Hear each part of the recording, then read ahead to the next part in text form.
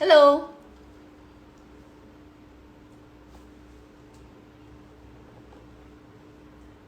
Hi. I'm doing it after so long. So, as promised, I'm here at 9 o'clock, and I have somebody joining in with me today who's very, very special. And uh, this is a person who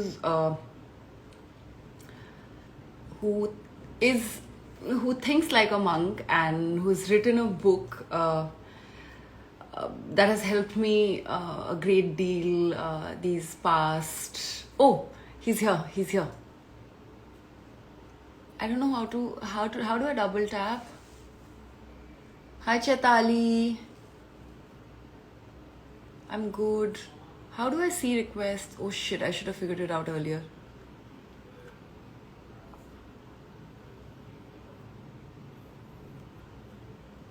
Request. Now let's see.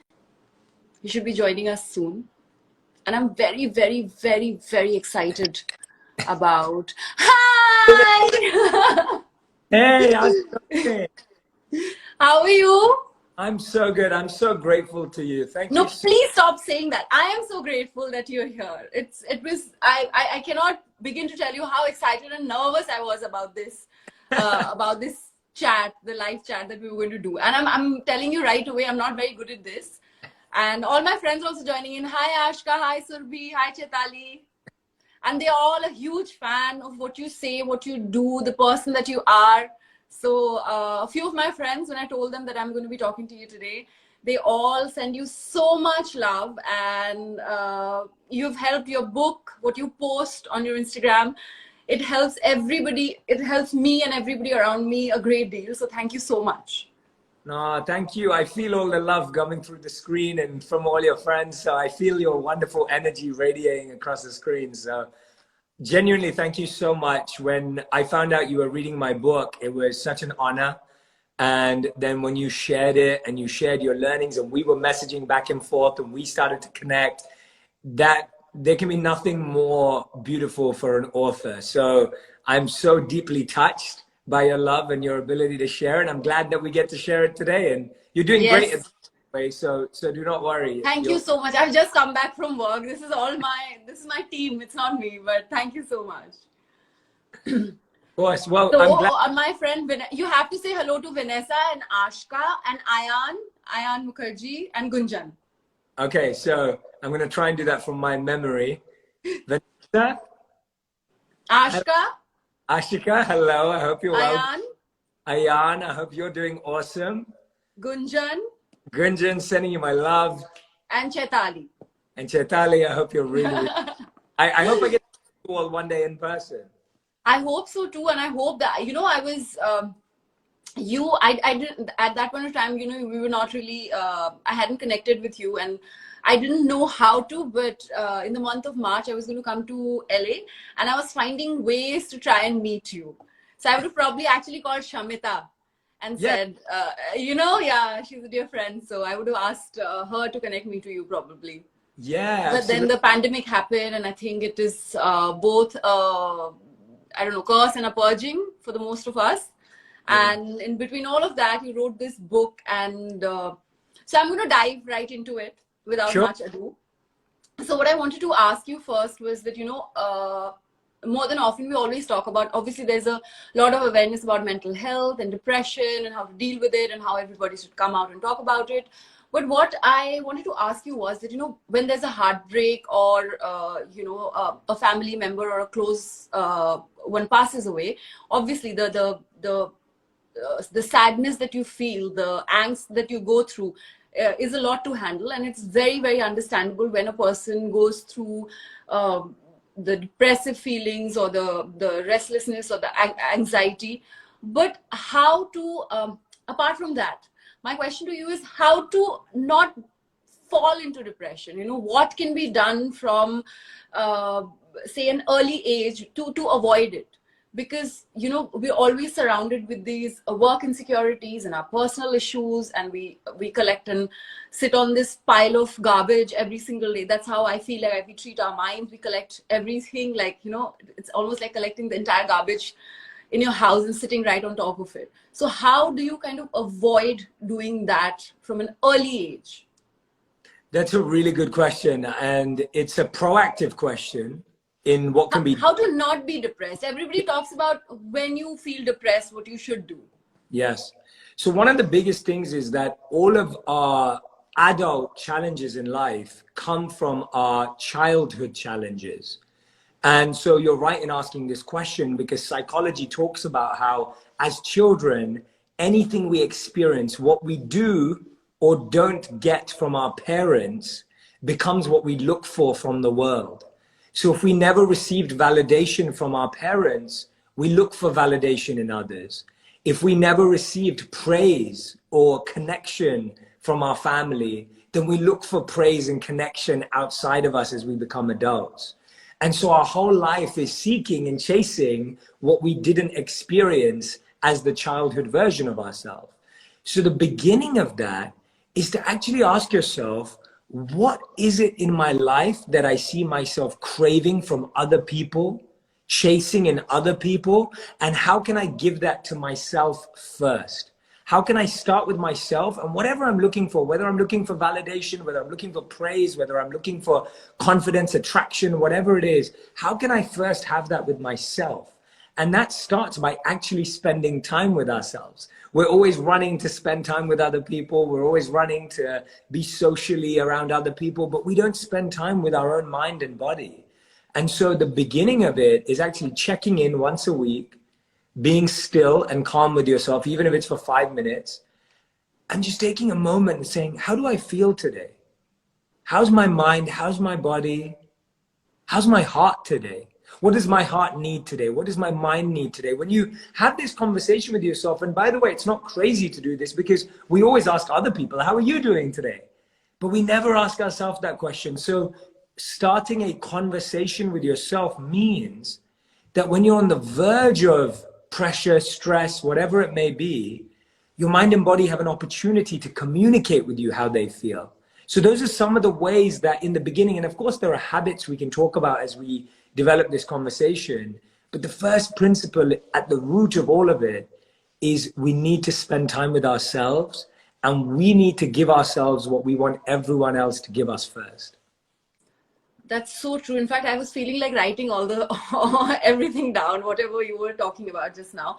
But you know, when we asked that question, taking it from what you just said, when you ask all these questions, I feel like there's a sea deep within us, because, and more than often, those are those vices that you kind of get attached to, than the virtues. You know, it's very easy to feel sad and say, oh, a glass of wine would make me feel better. You never think of meditation, because last 8 months, that is something that I've been really, really trying to do every single day without fail. Okay, please say hi to Kathy. That's my friend, Russian friend Katya. She loves you. Thank you so much. I'm sending you all so much love. I'm genuinely. She's messaging saying I actually wrote it down with a laughing emoji. Yeah, I knew it.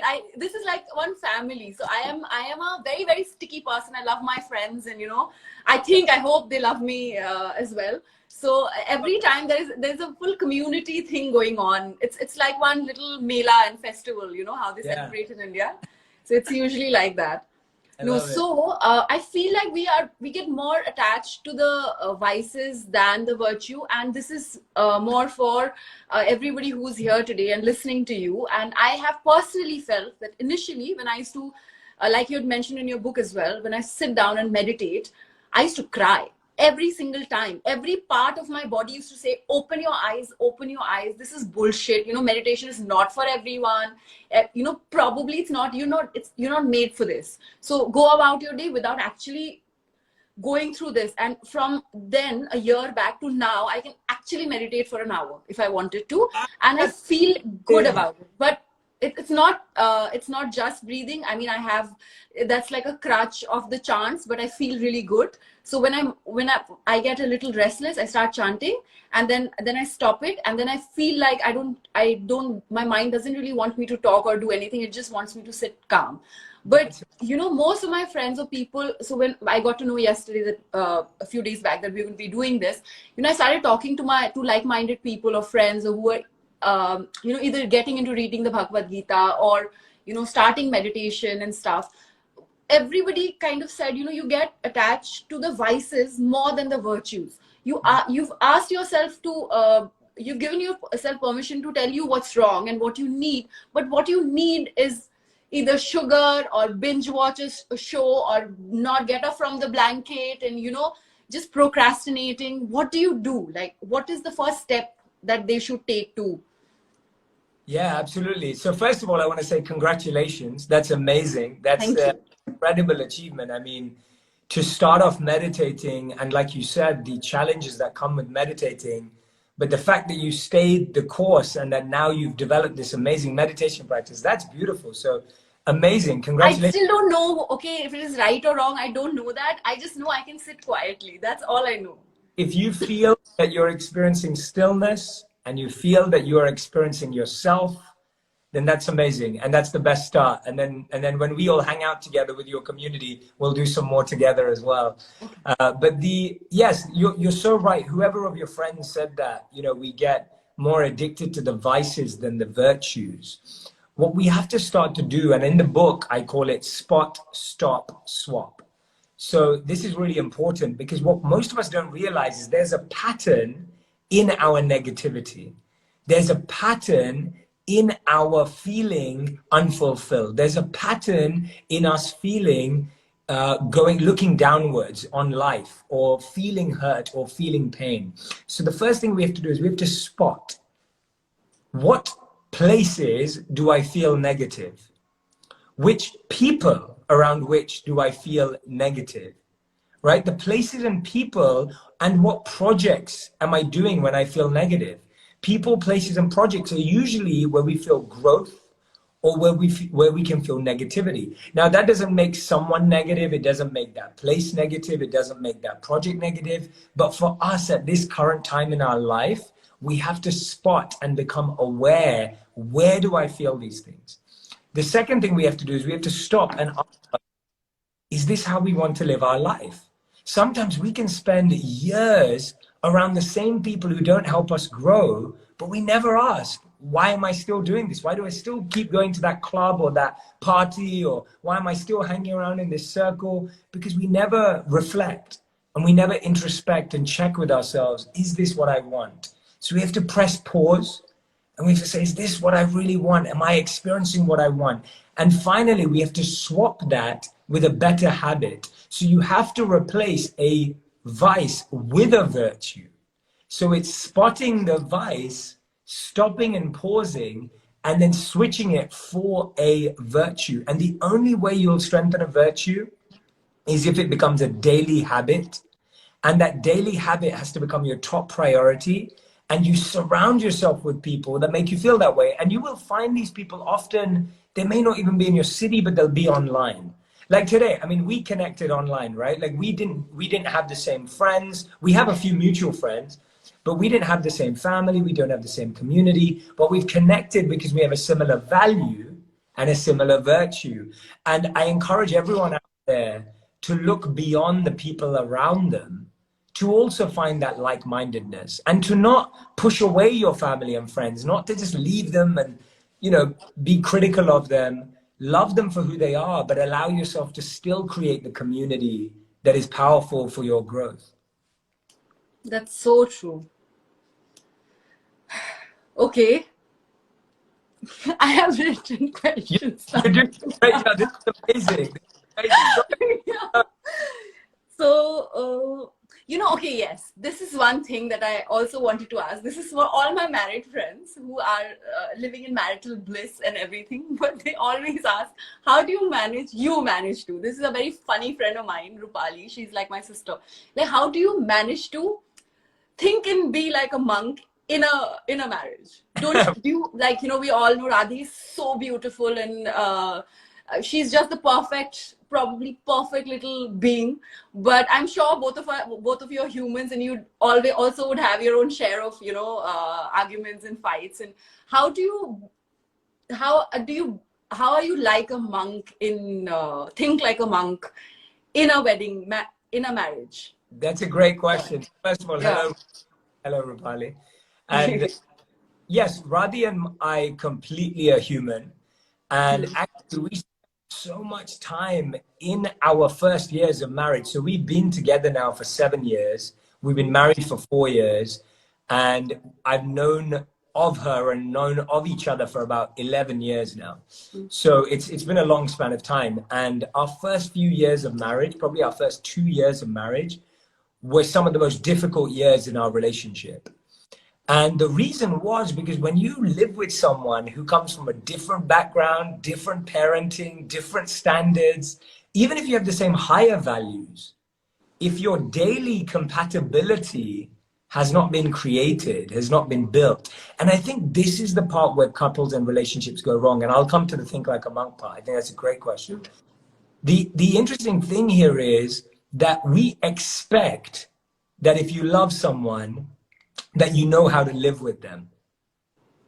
Just think about that vote. You expect that if you love someone, you know how to live with them, but actually that there's no correlation there.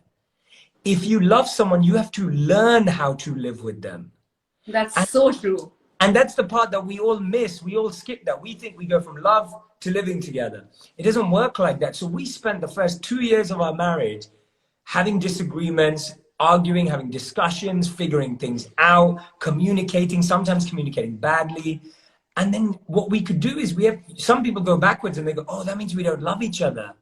That's not true. It's just you never learned to live with that person. And that counts for anyone, by the way. If you move in with a friend, if you move in with one of your brothers or sisters or family member, it will be the same thing. And love cannot be used as a substitute for learning. Love cannot be used as a substitute for developing the skills of how to live with someone. So how do I think like a monk in my relationship? In the beginning, I actually got it wrong. So in the beginning, I made a big mistake. I was very detached from my relationship. And that actually is not thinking like a monk. It's thinking like an irresponsible man. That's what it is, right? And so I was very detached and I made the mistake. I would make Radhi feel that I was still completely happy being detached and that, you know, I could live alone and it didn't really matter. And it wasn't that feeling. And I realized that that doesn't build a marriage, that now that I've chosen to be a married man, I have to transform parts of that self. And what I realized is that thinking like a monk in a marriage means to be neutral, first of all. Neutral in the sense of when there is an argument or a discussion, to keep my steady-mindedness, to keep the challenge of being equipoised. The key to do this is when you're arguing with someone, you feel like you're arguing with them. Whereas when a monk mindset comes in, you are now watching the argument as an observer, as an outside mind, and you're able to see, oh, actually, Jay, you're wrong in this argument. Oh, actually, Jay, you need to improve this. And Radhi is understanding this from you and you're not communicating clearly. So as soon as you shift into the monk mindset, you're now observing the argument as opposed to thinking you are in the argument. And so that mindset is so powerful because half the time in a relationship, we're just fighting for our egos. And so the monk mindset allows you to take out your ego, look at it from a different perspective, and then approach the same problem. So in so many times in my relationship, I'm able to rise above my ego at times. Sometimes I fail to my ego all the time as well. But the monk mindset allows me to rise above my ego so that I can actually do what's right for me and Radhi, as opposed to just keep fighting with her. And there's many ways that you have mentioned it in your book also. I think it's the same with all the negative emotions that we feel. You're supposed to treat it also as well like that. Like say, for example, in the chapter Fear, you spoke about how fear is just an entity. It's like a guest and you should treat it like that, that it's there and you kind of acknowledge it that it's there, but don't really act upon it. Can you elaborate?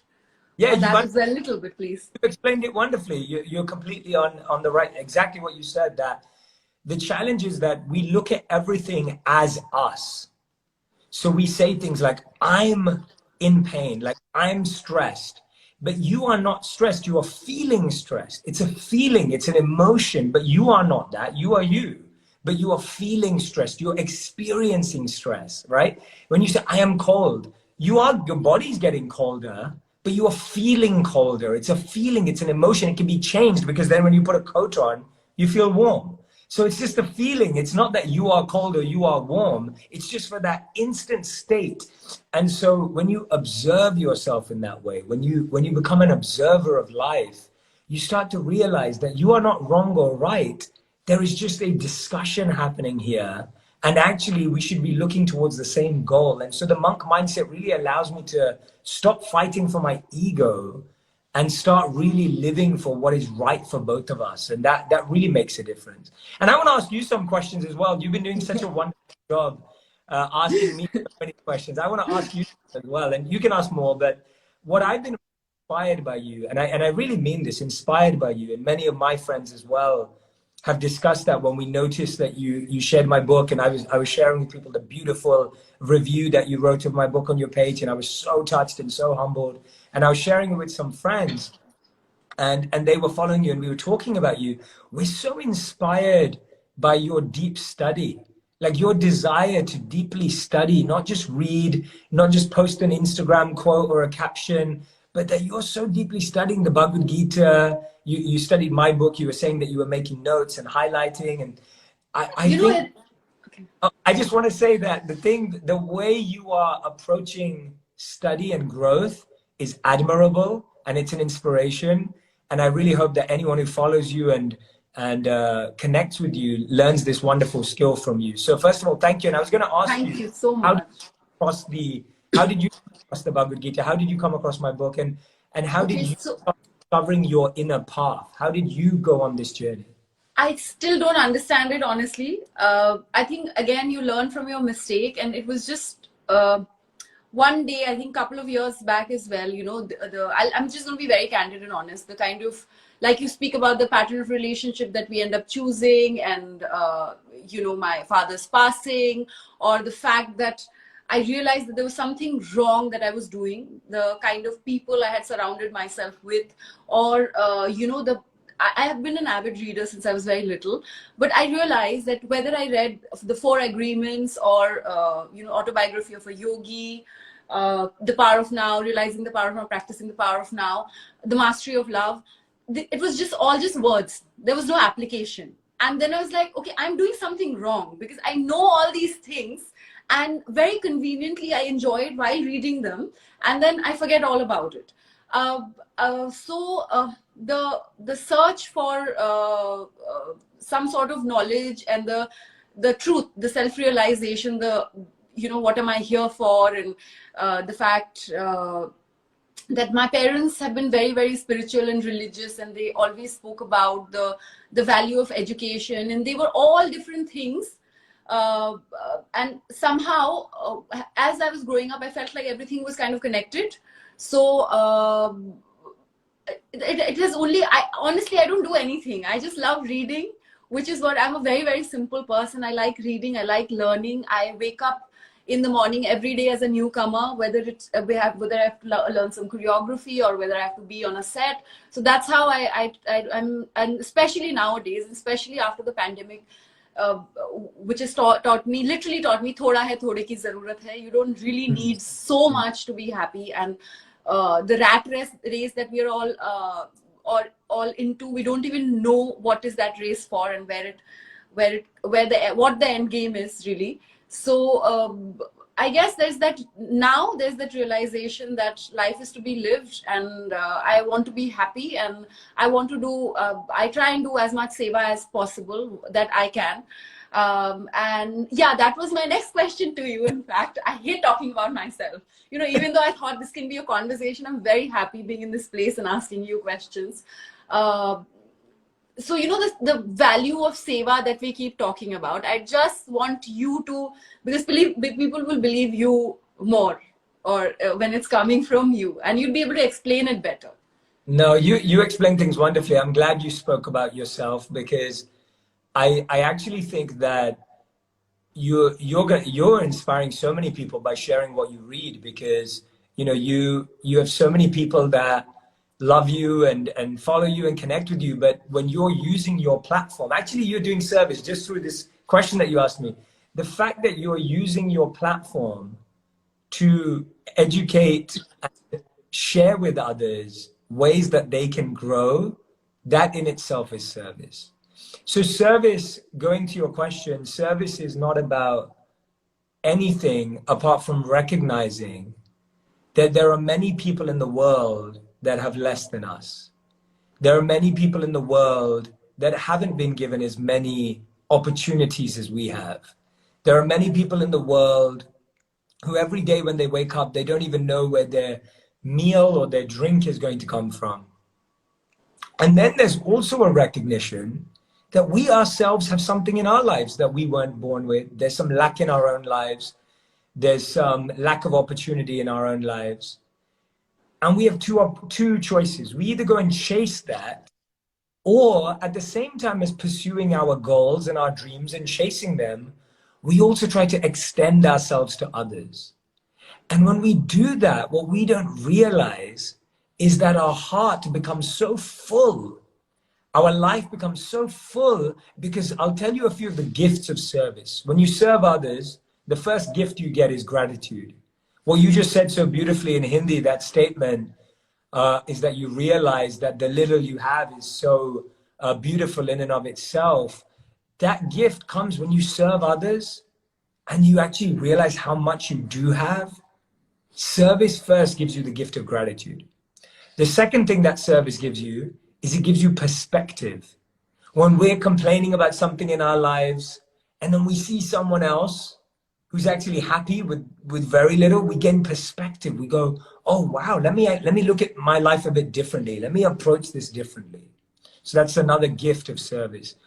The third gift of service is this incredible understanding of confidence and self-esteem. When you serve others and you realize that your tiniest act makes a difference in someone's life, you feel a boost of confidence and you think, oh, I matter. I can actually do something. So often, so many of us lose self-esteem because we stop serving. We lose self-confidence because we stop serving. But when you serve someone, you think, wow, I matter. Like my life matters, my existence matters, that you can make a difference in this world. So many of us today feel this low feeling that I don't matter, no one notices me, I'm forgotten, I'm the last person that people think about. When you serve, all of that goes away because you recognize that. And studies show this. Studies show that whether you spend money or time on someone else versus yourself, when you spend money or time on yourself, your happiness grows not much. Like it doesn't go up or go down. It pretty much stays the same. But when you give your time or money to others, your happiness goes up at least by 10%. So even scientifically, service is shown to actually boost our joy and our happiness. Now, this doesn't mean that you ignore yourself. It doesn't mean that you stop spending time on yourself or your meditation that you need to give. But once you've done that, it's so important. And I see so many people today who have their passion, they have their strengths, but they're missing this compassion piece. And actually, that's the part, that without that piece of compassion, of love, which really connects us to each other. And you're doing that right now with your platform. You're doing that when you smile at someone. You're doing that when you ask someone a question. You're doing that when you help the person outside your home today. You're doing that when you just greet someone wonderfully. I think that's so important though, like you said, to spoke about the lack of compassion. I think now in our society, more than before, it takes nothing to be nice. And I genuinely have felt it and experienced it in my life, that it is so easy to be bad or behave badly or not talk and not say a nice hello. So I genuinely hope and feel that, people have a little bit more compassion, because anyway, we are so involved in our own lives and in our own problems.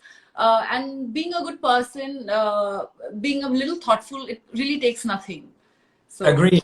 Yeah. Agree.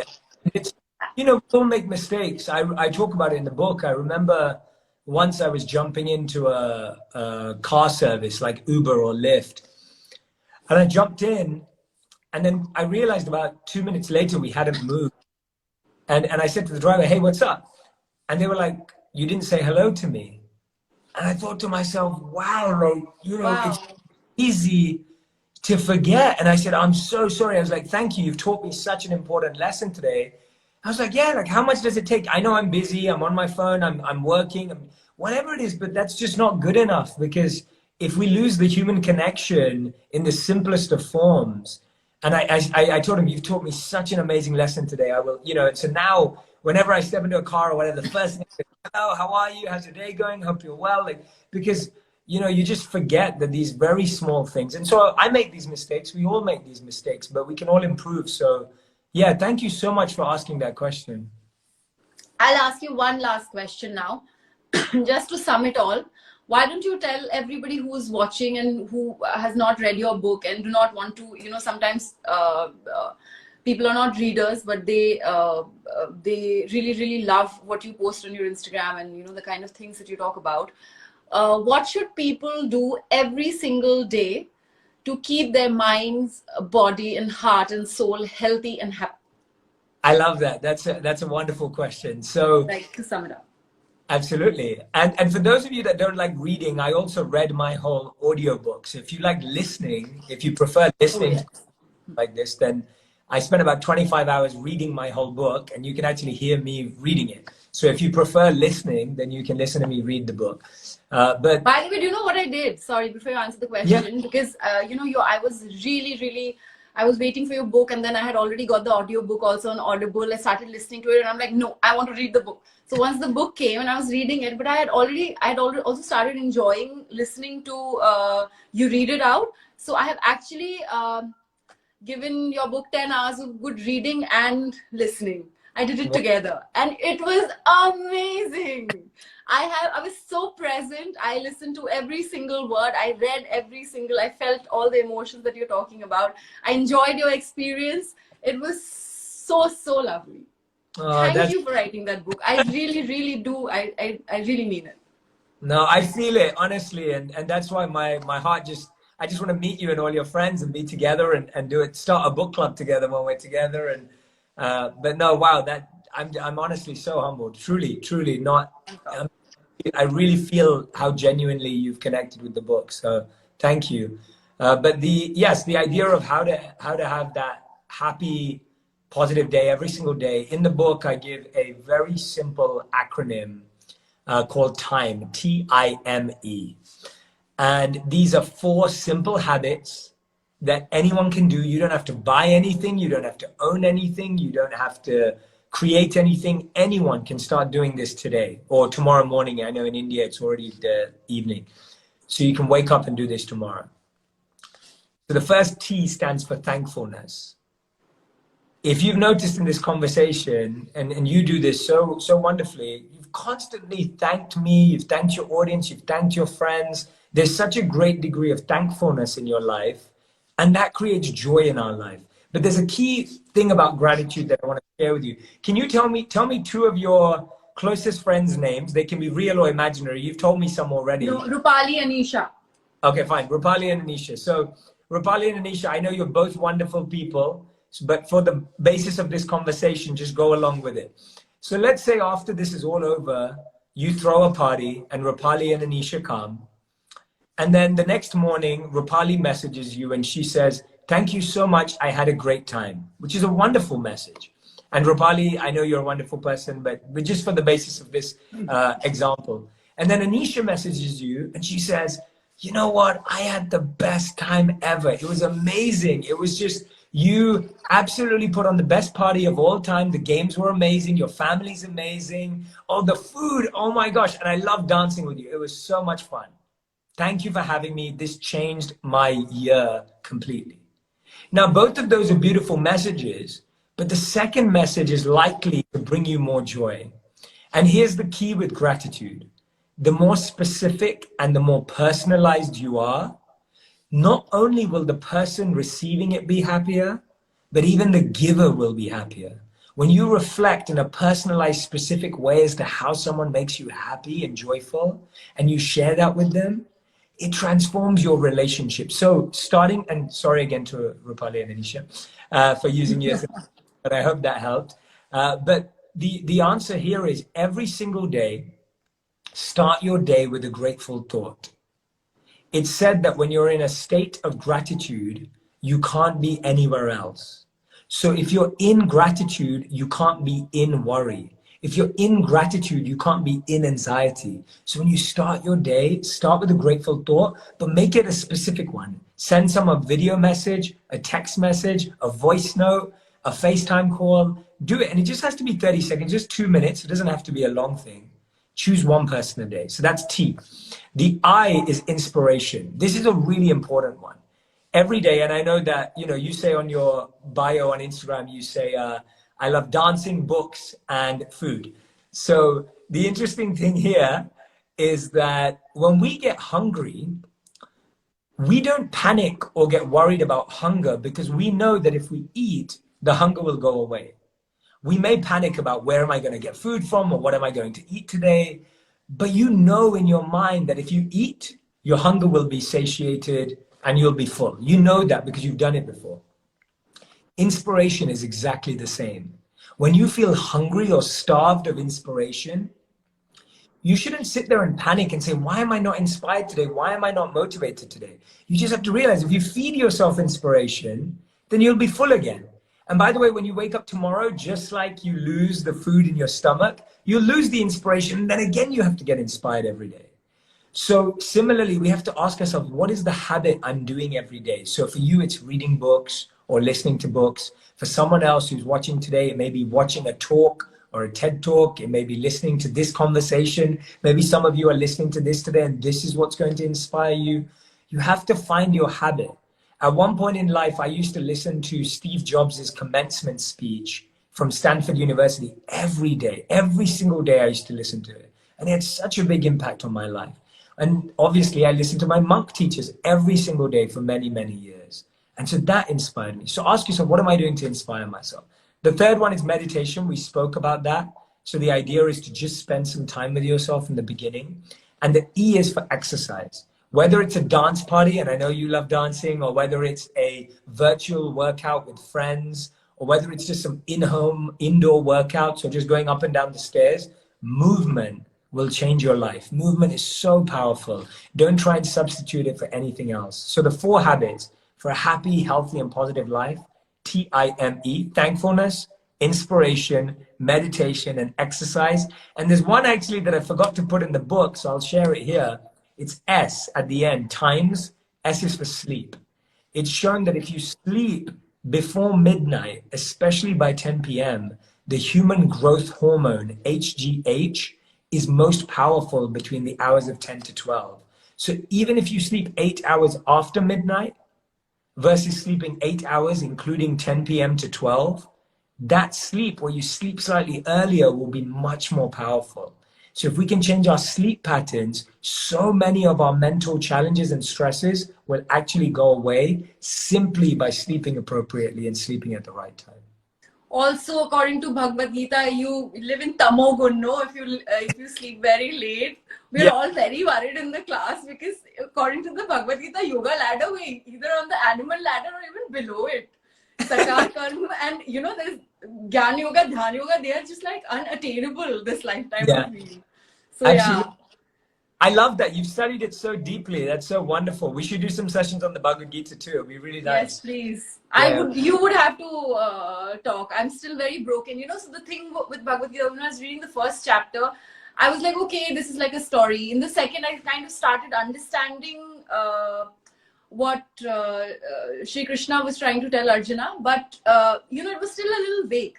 But by the time you reach the third chapter, you understand the second better. And by the time you reach the fourth chapter, everything start making sense in your life. Like, you feel that application, you feel like, okay, I can use what I learned in the class here in this situation in my life. I can drop this anger that I'm feeling right now. This is not important and that's not necessary. So it works in miraculous ways and it works by itself. And, during the lockdown when I was in Dubai, we call them Mataji and Prabhu. So they, you know, I used to always ask Mataji, so I understand all this, but I don't think I'm going to be able to apply. She used to be like, it's still too early. When you go back, when you start your work again, then you'll realize how much you feel like you're a changed person. Now, you know, earlier on, if a stupid or a vile comment, if somebody had to say something about me, it used to matter a lot. Like, I used to feel very bad. Now I feel bad, but it does not affect my sleep. Like, I don't bring it back home. So that is probably the only difference. That's how it is with all of this stuff, that when you're reading it, you don't realize how much it helps you. It's the same with food. When you eat food, you're thinking about the taste. You're not thinking that, oh, this is going to keep me alive, and this is going to keep me nourished, and this is going to keep me energized. You're just saying, oh, this tastes nice. But actually, the food is doing so much, and spiritual wisdom is the same, that when you're feeding yourself it, you may think, oh, this is nice, but how is this helping? But actually, it's nourishing your soul. And so what you described there is wonderful, and it's true. It's already working in the background without you knowing, or without me knowing. So this was so nice. This was such a great start to my... So good doing this. This is the first thing I've done today. I hope we get to do many, many more. I'm grateful that you stayed up late after work to do this, after a busy day. Please don't say all that, really. It's true, though. It's true. No, I was really, really looking forward to doing this, and I'm so glad that we both could find time to do this. And yeah. No, I'm honestly... I look forward to many, many more conversations with you, and I'm going to write to you now. Please be ready to receive some messages whenever I face something in my life, when I have questions that I feel confused with. I'm going to disturb you and ask for a... You can reach out to me anytime. And I want to give my love to all your friends again that you mentioned before. Thank you. Say hi to Betu also, Betali. Betani? Am I saying that right? Betaliki. Betaliki. It's a Bengali name. Yeah. Betaliki. Wonderful. What a beautiful name. Yeah. Hello to you. Sending you all my love. And I'm honestly so excited to meet you all when I can visit India. So thank you. Thank you so much. You have a wonderful day. Yeah, thank wonderful. You so much. Yeah, thank you. All my love and regards. Yeah, bye. Thank you so much. Bye. And save this. I want to share it too. So save it for me. Sorry. Oh, no, I was just saying save it for me, because I want to share this as well. So you can save it for me so I can share it. Yeah, me too. Me too. Okay, before you go, how do I save it? What do I do now? We'll ask you to either save it or share it. You can save it and share it. So it will ask 3 questions. So just don't cross that off. Okay. Okay. Perfect. Thank you. Bye-bye. Bye.